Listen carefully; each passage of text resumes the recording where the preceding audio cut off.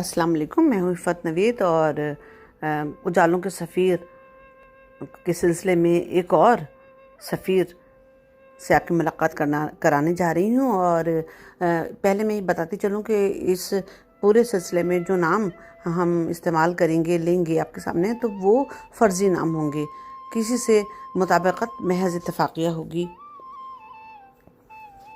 آج ہم آپ کو مائکرو تھیلیمیا میں مبتلا ایک بچی کی ماں مسز صفیہ عامر کے بارے میں بتائیں گے کہ وہ کس طرح اس بچی کے لیے دن و رات اپنے وقف کرتی ہیں۔ صفیہ کا تعلق پاکستان سے ہے۔ انہوں نے BA LLB کی ڈگری حاصل کی اور 9 سال قبل ان کی شادی ان کے خاندان کے ایک شخص عامر سے ہوئی، جو اس وقت کیمسٹری میں PhD کر رہے تھے۔ شادی کے بعد وہ امریکہ چلی گئیں۔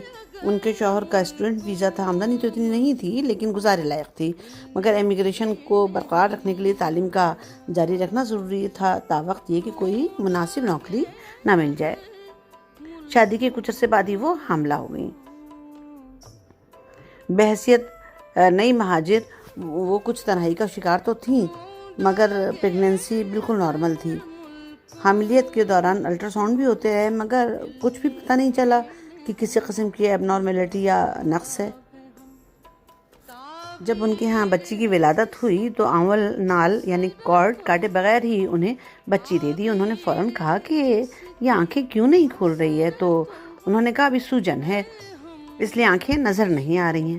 بچی صبح پیدا ہوئی تھی، شام ہو گئی اور وہ بار بار کہتی رہیں کہ آنکھیں نہیں کھول رہی ہے، اور ہر بار انہیں یہی جواب ملتا کہ پیدائش کی سوجن ہے۔ بالآخر انہوں نے دوسرے دن آنکھوں کے ڈاکٹر کو بلایا۔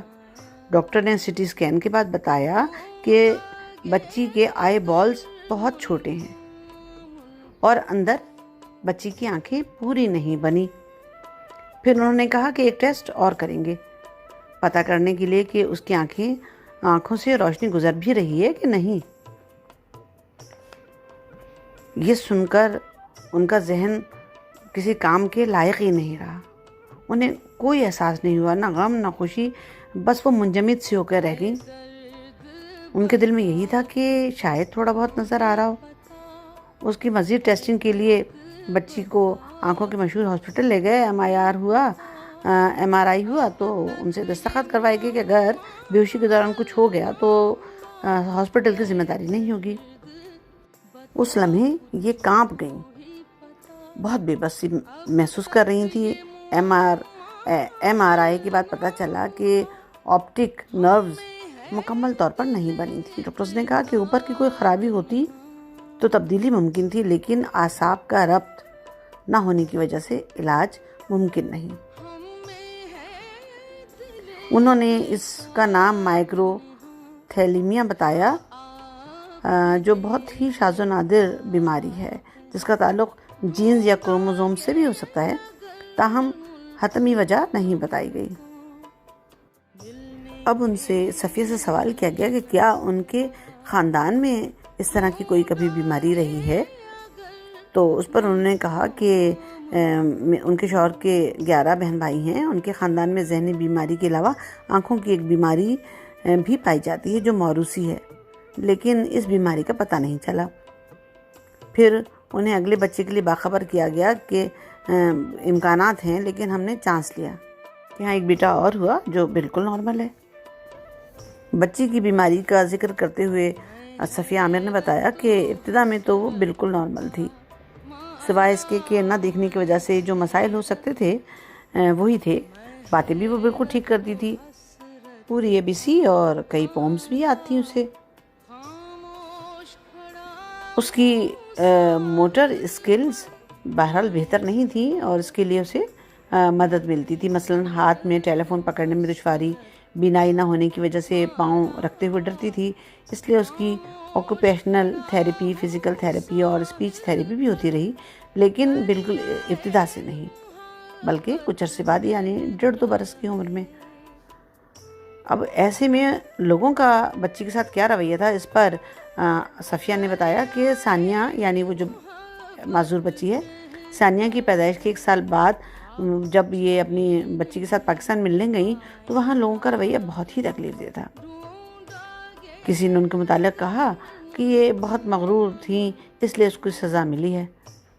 پھر جب انہوں نے بچی کی پہلی سالگرہ منائی تو کسی کی طرف سے یہ جملہ بھی سننے میں آیا، اس نے کیا کارنامہ انجام دیا ہے کہ یہ جشن منا رہی ہے۔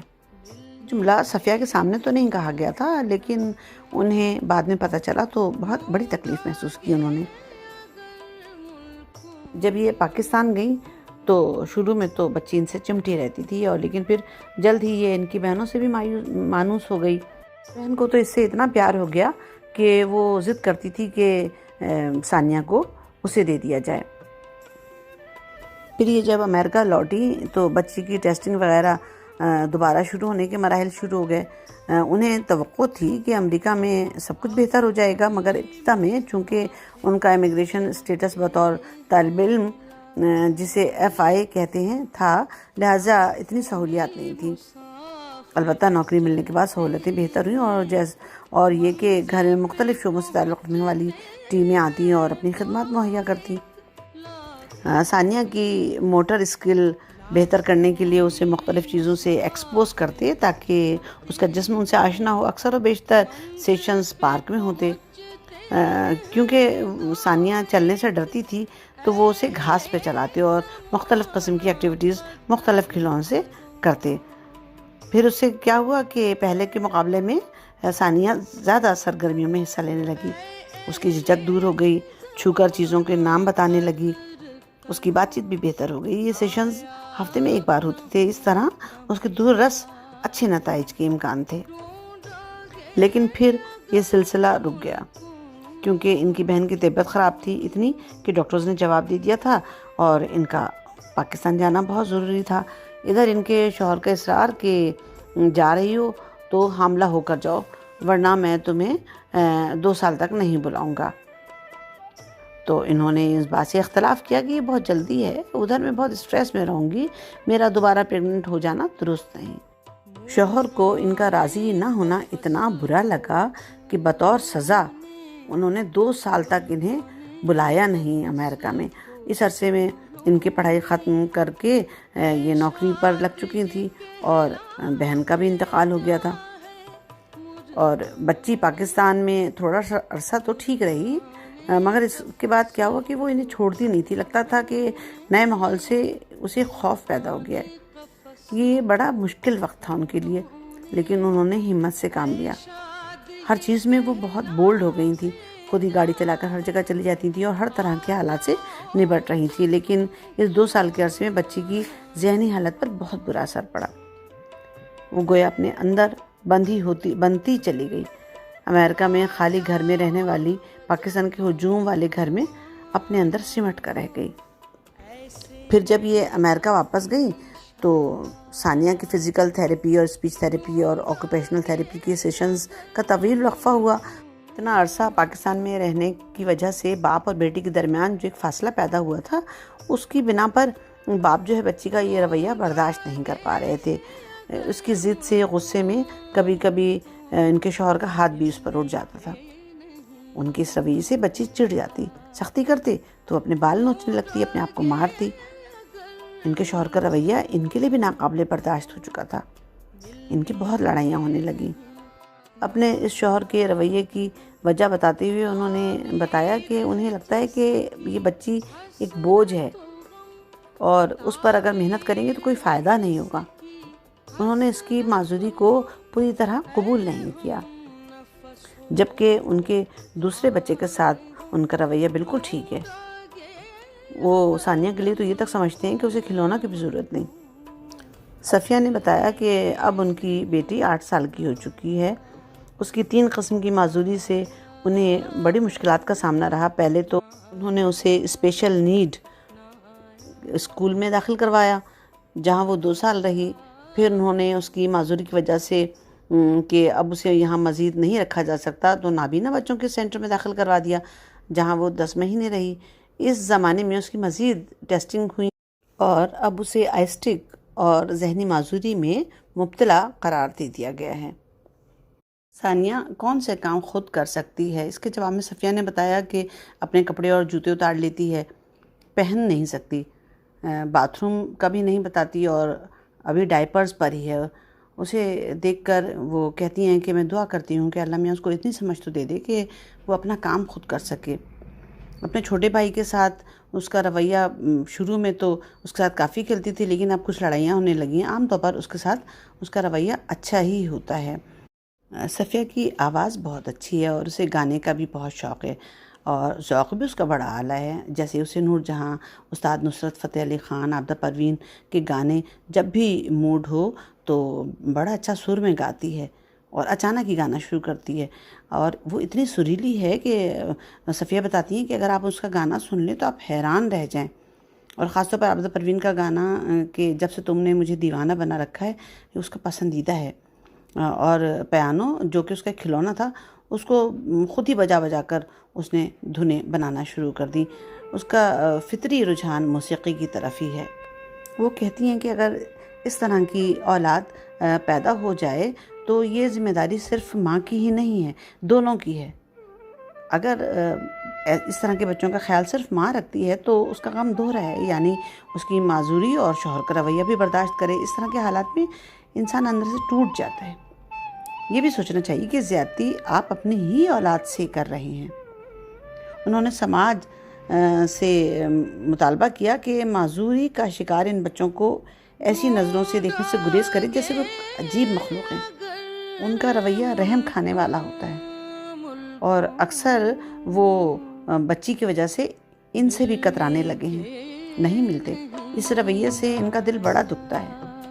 وہ کہتی ہیں کہ ان کا رویہ ایسے بچوں کے ساتھ نارمل ہونا چاہیے۔ ان کی اس رویے سے انہیں اتنی تکلیف پہنچتی ہے کہ یہ کہتی ہیں کہ میں بیان نہیں کر سکتی، لیکن اب کیا کیا جائے۔ یہ چھوٹی چھوٹی چیزوں میں خوشیاں تلاش کرتی ہیں۔ انہیں دوسروں کو ہنسانا بہت پسند ہے، گانا اور ڈراموں سے بھی دلچسپی ہے۔ یہ چاہتی ہیں کہ لوگ ان سے خوش رہیں، اور انہوں نے بس معاشرے کو یہ پیغام دیا ہے کہ آپ کوشش کیجئے کہ اپنے رویے سے کسی کو تکلیف نہ پہنچائیں۔ صفیہ اور دوسری مائیں، ان کے قصے، ان کی کہانیاں یہاں بیان کرنے کا یہ مقصد ہے کہ دیکھیں کہ دنیا میں کتنا دکھ ہے، کتنا غم ہے، اور لوگ اس سے بھی کس طریقے سے نکلتے ہیں، کیسے زندگی میں معنی تلاش کرتے ہیں، اور اس سے ان لوگوں کے لیے بھی سبق ہے جو ان ساری تکالیف سے گزر رہے ہیں۔ تو انہیں مایوس نہیں ہونا چاہیے، اور وہ سب کریں جیسے کہ ہم نے دیکھا کہ صفیہ نے اپنی بیٹی کے ساتھ کیا، اس کے باوجود کہ ان کے شوہر کا ان کے ساتھ کوآپریشن نہیں تھا۔ میں روبی عباسی کی زبانی ان کے بیٹے بلال کی کہانی لے کر حاضر ہوں گی۔ میرے ساتھ اب تک جڑے رہنے کا بہت شکریہ۔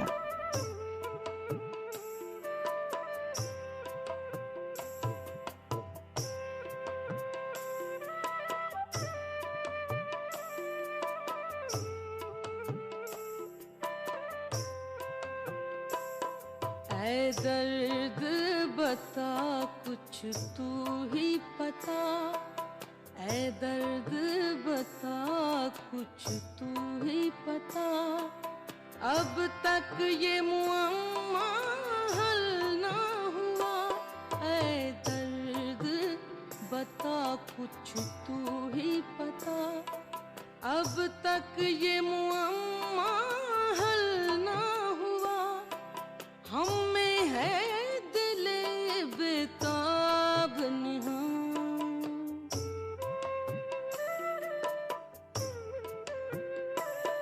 ہم میں ہے دل بےتاب نہاں، یا آپ دل بےتاب ہیں ہم ڈھونڈا گے اگر ملکوں ملکوں، ملنے کے نہیں